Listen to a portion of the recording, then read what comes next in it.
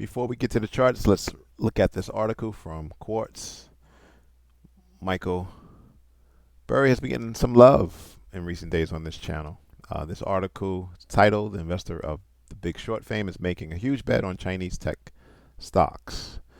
The Big Short has boosted its bets on e-commerce giants JD.com and Alibaba, according to a regulatory filing dated May 17th. Ever the contrarian, Buffett, who profiteered by betting against U.S. real estate bubble ahead of the '08 global financial crisis, is turning bullish on Chinese internet giant at a time when trades in the country are cooling. What do we mean by cooling? Well, Western investors have been turned off by increasing investment restrictions, slower growth, and heightened geopolitical tension. So we saw in recent months Warren Buffett, as an example, he got out of all his stake of TSMC and put that money into Japan as an example. All right, so to my surprise, JD.com is the top holding, followed by Alibaba. This was interesting.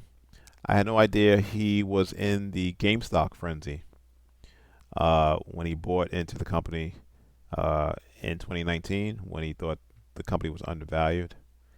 He also went against the grain by dropping positions in Elon Musk's Tesla and Kathy Wood's flagship ARK fund last year. Those were good bets. But let's look at the GameStop entry. So a Scallion investment management firm owned about $7 million worth of GameStop in late 2018, but it sold in the second quarter of 2019. But he got back in the following quarter, disclosing 3 million shares worth $17 million. He also wrote to GameStop's board of directors in late July, questioning their money management, calling them to buy back another 238 million of their stock to complete the 300 million worth of repurchases by authorized earlier that year. Okay, so it looks like he made some money. I think I do recall, actually. Nevertheless, his two biggest holdings, JD.com and Alibaba. Let's go to the charts just to see what we are working with. JD. I'm going to zoom out. How far do I got to zoom out? Okay. Maybe to the weekly. As price appears to be holding at the moment this support level at $34. Why did I draw that?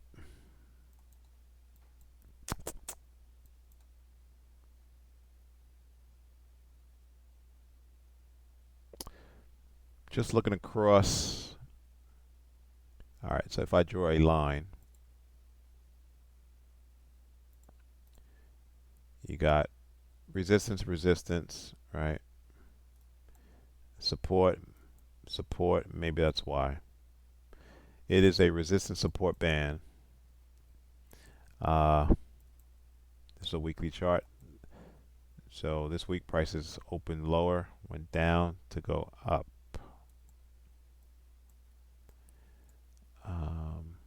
And maybe I mark this off as a short-term target. However, price now has to deal with sellers at $38. So, not sure when Michael Burry got in. Say May, right? May would be okay. Might be a good pick. Might be getting in at the bottom. Maybe he's a tech analyst type of guy, a chartist. Don't know. Yeah, we'll see what happens. Let's move this down to $40.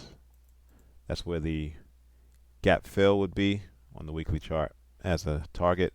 Price at 35.43 right now. Let's see if we can move higher over the coming weeks. Let's go to Alibaba.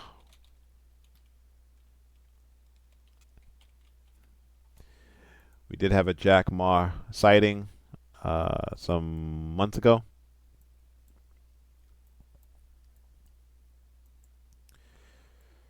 We also had that the company was going to break up its various businesses and release them to the markets as a public entity, separate entities. That was when price kind of bottomed and went higher. And I think I had 110 as a target, and I'm not sure where price was at the time. Let's just zoom out. All right, so this is back in October. We did have a bounce in March of last year at the buyer's level of 74. However, price was in this downtrend. The next time price came in, penetrated the zone. So it's the first time it penetrated the zone. You could say it was more than 50%, making this area somewhat less valid. And that held up to be true. Price closed below, but then moved higher.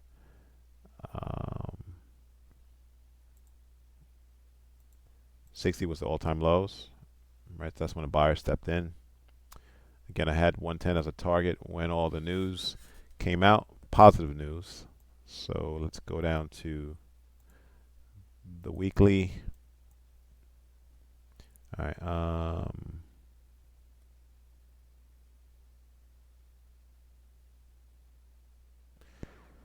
Just looking at this price structure here.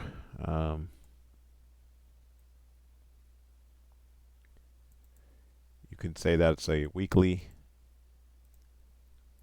buy level nested within a monthly buy level, although it's technically no longer valid, so I'll take it off the chart.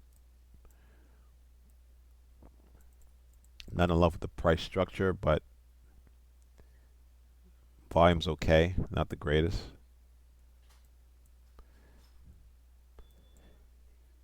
If we go down to the daily chart, don't know why I had 110 as a target.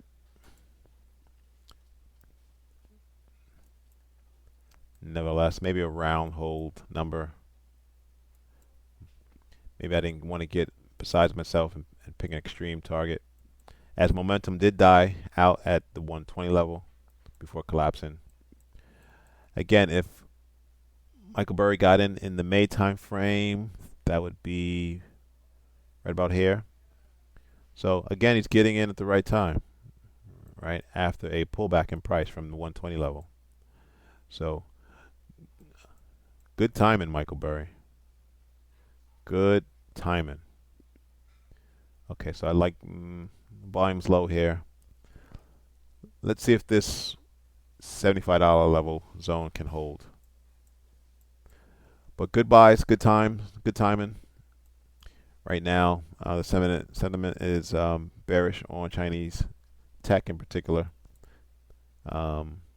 He is quite the contrarian player. Thanks for watching. Subscribe. Please like the video.